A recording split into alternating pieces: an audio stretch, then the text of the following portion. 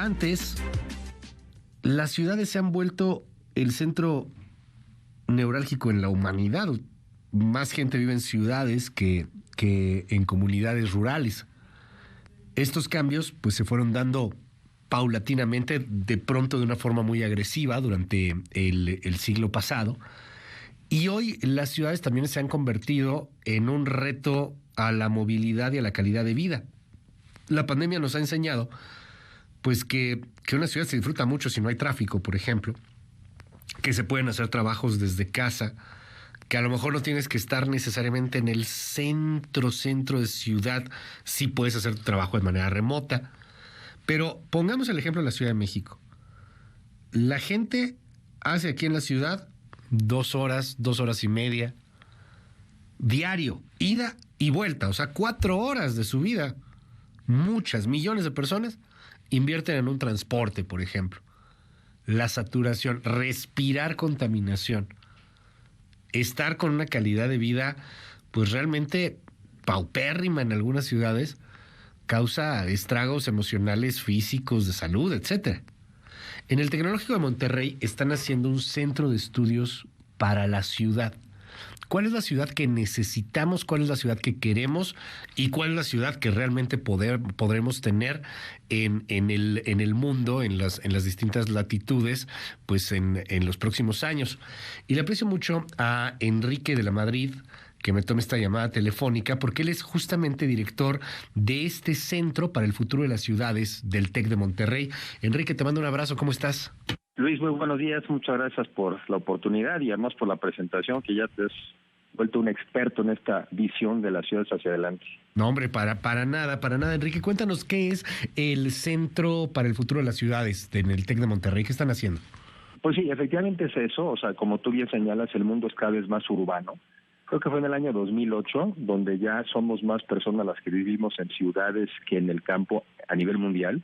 Pero pues en México ya llevamos muchos años, somos un país esencialmente urbano, lo vuelve a corroborar las cifras del INEGI. Y es eso, es tratar de reflexionar sobre cómo debieran ser las ciudades mexicanas, como las de otras partes del mundo, ¿a partir de qué? A partir también de las mejores prácticas, ¿no? O sea, cómo se mueven en otras partes del mundo, cómo es la calidad del aire.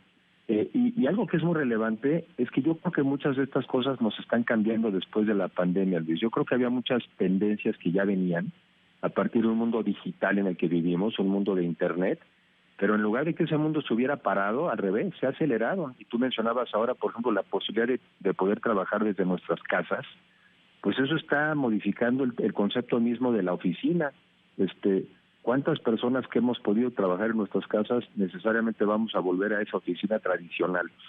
O lo que tú dices, nos lleva normalmente a muchas personas, les lleva 2 horas de ida y 2 horas de regreso, ir de casa a oficina. Bueno, y vamos a seguir haciendo eso en el futuro. O sea, te lo algo muy interesante. Sarah Toppelson, una mujer muy conocedora de estos temas, hablaba de que deberíamos de darle una visión de género y dice que los hombres nos movemos nada más, digamos, como origen-destino, de nuestra casa a la oficina y de regreso, esencialmente. Y las mujeres no, las mujeres hacen muchos viajes, dejan el niño en la escuela, se pasan luego, se van a su trabajo, después salen a mediodía, comen y aprovechan para hacer compras, regresan por el niño. Entonces, y nuestras ciudades están pensadas muchas veces más bien para hombres y no tenemos esta visión. Entonces, lo que estudiamos en el centro es estas mejores prácticas y cómo deberíamos irlas instrumentando en nuestras ciudades pues para mejorar la calidad de vida de todos los habitantes. Hay un tema fundamental porque tiene que ser un desarrollo científico, tiene que ser un desarrollo también desde la academia con expertos, pero muchas veces las ciudades terminan siendo presas de las ocurrencias gubernamentales. A alguien se le ocurre hacer un segundo piso, pero al que viene se le ocurre quitar el segundo piso y luego al otro se le ocurre hacer más bien una calle, pero al otro se le ocurre pintar los taxis de un color y esa es la aportación a la movilidad. Uno le apuesta a que vengan las privadas y puedas tener más opciones para transportarte, otro está contra las privadas y entonces te quita las opciones que tenías antes. O sea, hay un desastre en ese sentido porque pues pareciera que todo va cambiando y que no tenemos un plan de ciudad, de desarrollo. No lo digo solo por Ciudad de México, en el mundo en general. O sea, es complicado que todos estén atenidos a un solo plan y no a las ocurrencias del gobernante en turno. Yo creo que sí tenemos un problema de gobernanza en nuestras ciudades, que yo creo que es esto que dices, porque al final del día nosotros debiéramos de ser capaces de generar una visión común, ¿no? Oye, ¿a dónde va nuestra ciudad de aquí a 20 años? No la imaginamos, la pensamos. ¿Quiénes? Los gobiernos estatales, los municipales, la sociedad, un grupo de empresarios, bueno, los empresarios y la academia. Me parece que habrá por lo menos 5 jugadores relevantes. Y fíjate, en este juego también un papel muy importante de los medios de comunicación para estar no solamente influyendo en la visión, sino también comunicándole a la gente. ¿Y para qué? Para que cuando se den estos de cambios de gobierno, que como bien señalas, pues más bien el gobernante que entrara dijera, bueno, ¿y qué parte me toca del plan, no? Si este plan se hizo hace 5 años, ¿en qué etapa vamos? Yo creo que hay cosas que se pueden renovar, se pueden repensar, pero coincido contigo que se pierde energía, se pierde dinero, se pierde rumbo, cuando cada que entra un nuevo gobernante le quiere imprimir su sello y no reconoce la visión que ya se tenía. Es un problema yo creo que en el mundo, pero no cabe duda que en México padecemos eso a un extremo exagerado. Existen estas figuras a nivel municipal que se llaman implanes, que son precisamente institutos de planeación a nivel municipal. Ahí van mejorando. Okay. Creo que es mejor que lo que teníamos antes, pero definitivamente debemos de fortalecer la gobernanza y la disciplina de planear nuestras ciudades en México. Y el otro tema también, pues tiene que ver mucho con el sector privado. Vivimos en un sistema capitalista, pero a veces el mismo capitalismo salvaje excluye a mucha gente de zonas de la ciudad.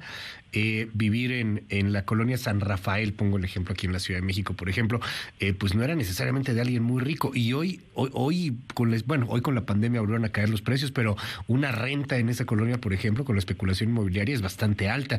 Una renta en la zona de Polanco, en la Ciudad de México, se compara con una renta en Les Champs-Élysées de Francia, por ejemplo. O sea, hay un asunto también ahí, a veces de especulación inmobiliaria, de burbujas reales o bueno, que se van creando y que van excluyendo a muchas personas de la ciudad. ¿Cómo ven eso en el centro de planeación, en el centro de estudios del TEC? Cómo no, Luis, mira, una de las cosas que creo que en México y en el mundo pasa, y se ve que esto lo han estudiado mucho los urbanistas que han recomendado, pero los resultados no han sido buenos, es que las ciudades deberían ser compactas, deberían ser densas.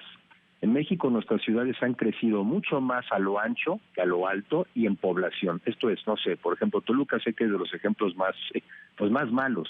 Ha crecido mucho más la extensión de la ciudad que la población, porque hemos crecido de manera horizontal.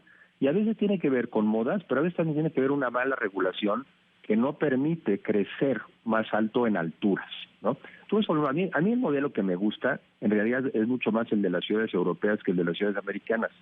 Las ciudades europeas, si tú vas a ellas, pues quizás son edificios de, no sé, 7, 8 pisos, no más, no son grandes torres, pero así es toda la ciudad, como de 8 pisos. Son ciudades mucho más densas, más compactas, quiere decir que vive más gente por kilómetro cuadrado.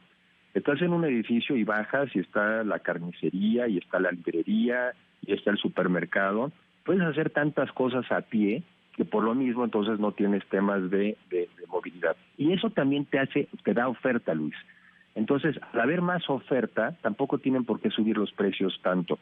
Creo de lo que yo he ido descubriendo, por decirlo así, es que también luego no hay la regulación adecuada que permita densificar nuestras ciudades, y entonces la vivienda que hay se hace carísima. En la Ciudad de México, por ejemplo, en los últimos 5 años, un poquito más, se ha parado prácticamente el crecimiento de la vivienda de manera importante. Y has visto aumentos, como bien señalas, de precios de entre el 10 y el 15% anual. Anual. Sí, claro. Entonces, pues se vuelve invivible y la gente tiene que salir. Entonces, sí puede haber una parte, digamos, de capitalismo y de mercado, pero también entiendo que una parte de una mala regulación que no fomenta ciudades más densas y que haya más oferta de vivienda o de oficina. Entonces, la regulación también es muy importante en este tema. Enrique de la Madrid, te aprecio estos minutos aquí en MBS Noticias y, pues, ¿dónde podemos tener más información sobre el Centro de Estudios para las Ciudades del TEC?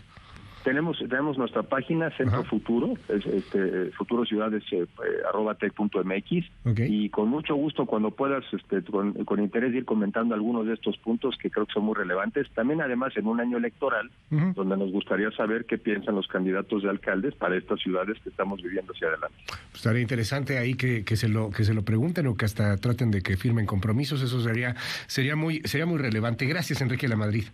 Gracias, Luis, muy buen día.